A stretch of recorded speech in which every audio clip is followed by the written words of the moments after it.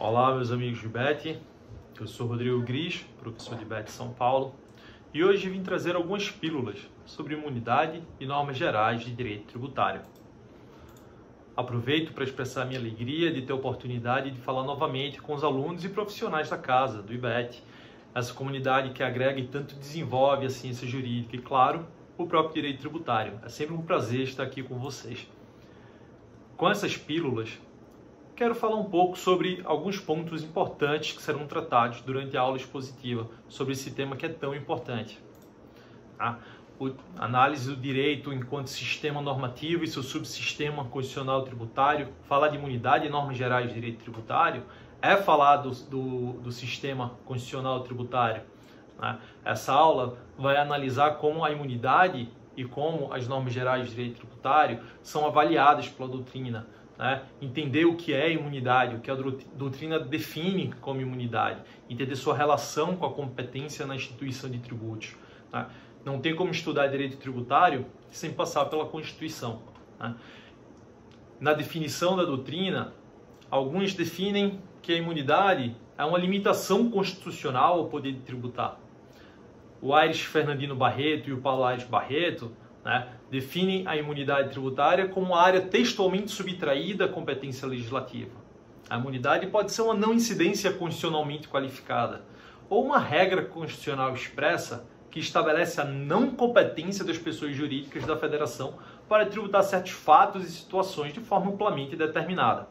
Cada um dos doutrinadores, ou uma grande parte dos doutrinadores, avaliam esse instituto e dão uma definição um pouco diferente, mas que no final das contas mostra que a imunidade ela está na Constituição, e ela não autoriza a tributação de determinados fatos e situações. O professor Paulo de Barros Carvalho, muito acertadamente, se eu posso dizer, define que a imunidade não exclui nem suprime competências tributárias. A competência para legislar, quando surge, já vem com as demarcações que os preceitos da Constituição fixaram. De certa forma, podemos dizer que a imunidade está para a competência tributária, assim como a isenção está para a regra matriz de incidência tributária. A Constituição trouxe as regras de competência, das quais a imunidade é uma delas. E a regra matriz de incidência tributária, sob uma certa perspectiva, ela compõe, ela já absorve a própria isenção tributária. Então a isenção tributária ela participa da regra matriz de incidência tributária, determinando coisas, pessoas, situações que não podem, que foram escolhidas pelo ente tributante como sendo não objeto de tributação. Então, nesse sentido, a isenção ela também demarca os preceitos que não serão tributados por opção daquele ente que poderia tributar e optou por não tributar. A competência tributária impositiva, sim, ela é uma norma de estrutura e trata da produção de outras normas. E a competência tributária, ela vai definir quem pode criar normas, quem são as pessoas que podem ser vinculadas pela norma criada, quando essas normas podem ser criadas, onde essas normas têm validade, qual o procedimento que essas normas podem ser criadas. E, por isso, a imunidade ela faz parte da competência tributária, porque ela diz não pode ser tributado a determinada situação, fato ou pessoa. A imunidade, assim, é uma das normas que compõe a competência tributária impositiva, proibindo a criação de normas que visam a instituição de tributos. A imunidade ela pode ser classificada. Existem algumas classificações para analisar a imunidade. A imunidade pode ser ontológica ou política, explícita ou implícita, subjetiva, objetiva ou mista, genérica ou específica, incondicionável ou condicionada. Então, todos esses pontos deverão ou serão, muito possivelmente, tratados na aula que vocês terão sobre esse tema. Outro ponto importante, imunidade, isenção, incidência e não incidência. A diferença de imunidade para isenção a gente acabou de falar. A imunidade está para a competência tributária, assim como a isenção está para a regra matriz de incidência tributária. Já a incidência e a não incidência, elas não são conceitos que ajudam a definir a imunidade ou a isenção. A incidência ela é uma subsunção de classes, imputação do dever ser. Ela demanda uma relação entre duas normas jurídicas. E a não incidência é a ausência dessa subsunção de classes, dessa imputação do dever ser. Então, a não incidência ela até pode ser utilizada dentro de uma análise da imunidade e da isenção. A imunidade e a isenção, elas prevêem não incidências, ou elas compõem determinadas normas que indicam que aquele acontecimento do mundo não deve sofrer incidência de uma norma jurídica, seja da competência, seja da regra matriz de incidência tributária. Mas a incidência e a não incidência em si acabam não fazendo parte da definição da imunidade e isenção. São apenas consequências dessas definições. Tá? Algumas características então importantes, as imunidades e isenções determinam não incidência de tributos, mas não servem como conceito de incidência e não incidência para os fins de definição de imunidade e isenção. A imunidade ela está na Constituição e a isenção ela é apenas a opção do ente tributante de não tributar uma determinada relação que ele instituía um determinado tributo. Tá? Nessa aula serão avaliadas as imunidades para impostos.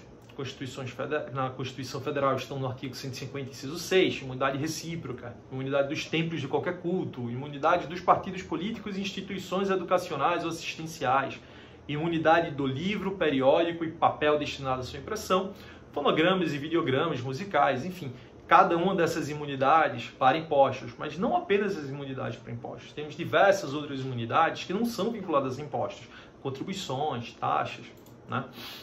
Inclusive, é até interessante comentar aqui, o recurso extraordinário 1.320.054, com a repercussão geral do tema 1140, que acabou de definir a aplicação de imunidades para empresas públicas e de sociedade de economia mista delegatária de serviços públicos essenciais que não distribuam lucros acionistas privados nem ofereçam risco ao equilíbrio concorrencial. Nesse caso, elas são beneficiárias da imunidade tributária recíproca, independentemente da cobrança de tarifa como contraprestação do serviço. Essa foi a tese firmada pelo Supremo Tribunal Federal na semana passada. Vejam que esse tema, apesar de ser muito antigo, muito vetusto, é um tema que ainda exige uma análise do STF e que ainda está em constante avaliação e renovação. Tá? E para terminar imunidades, temos as pseudo-imunidades que o Aires Barreto e o Paulo Aires Barreto trouxeram, né? São situações em que não há imunidade, mas que se costuma avaliar como se imunidade fosse. Por exemplo, a outorga de um tributo a um ente impede a cobrança do mesmo tributo por outro ente.